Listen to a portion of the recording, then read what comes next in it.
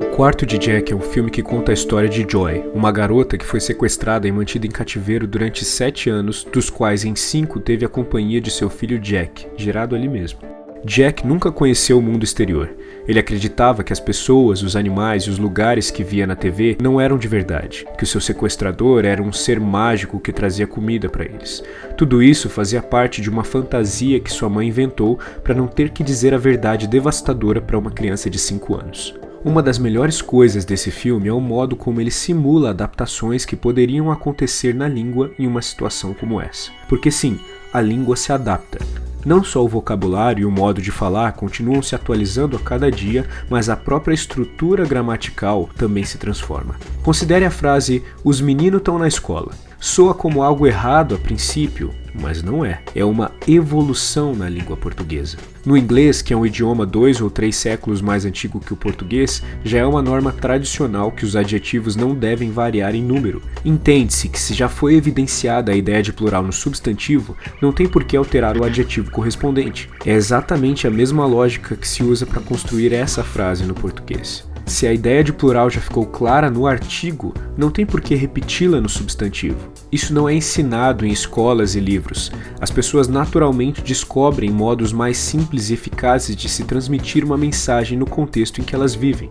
Em O Quarto de Jack podemos identificar essas adaptações, só que elas não acontecem para facilitar o uso da língua, mas para representar melhor a realidade do garoto. O uso dos artigos e preposições, por exemplo, é muito peculiar. O menino e a mãe nunca se referem ao cativeiro como o quarto ou um quarto. Right here in room.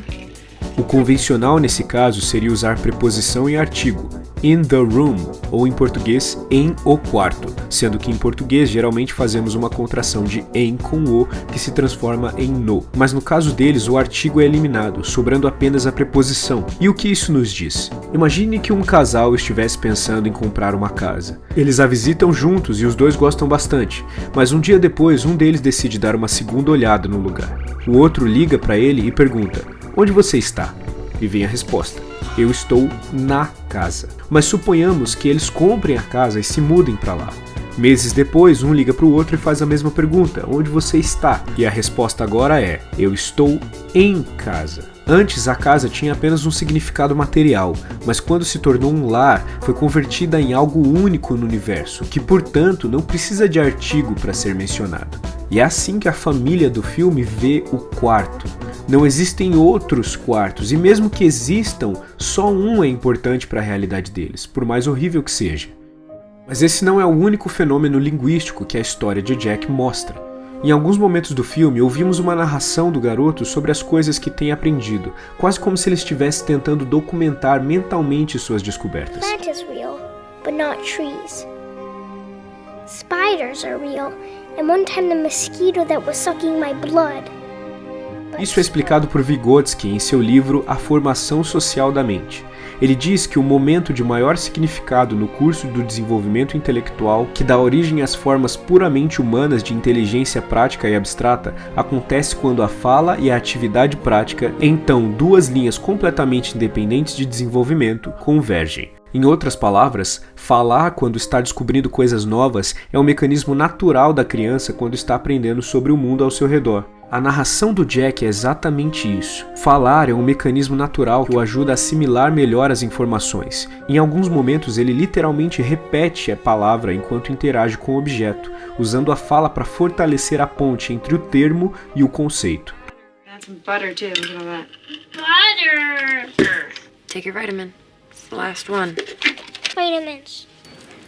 There you go, shaking again. Makes him feel good.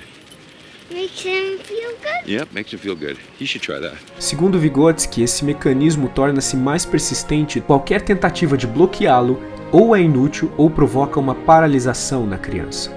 O que me faz pensar, por que então que coisas como estas são ditas tão frequentemente por educadores? E se falar é parte essencial do modo como o cérebro das crianças soluciona problemas, por que é que as avaliamos em situações em que elas não podem falar de jeito nenhum? Estamos cometendo um grande erro no modo como conduzimos o aprendizado das crianças.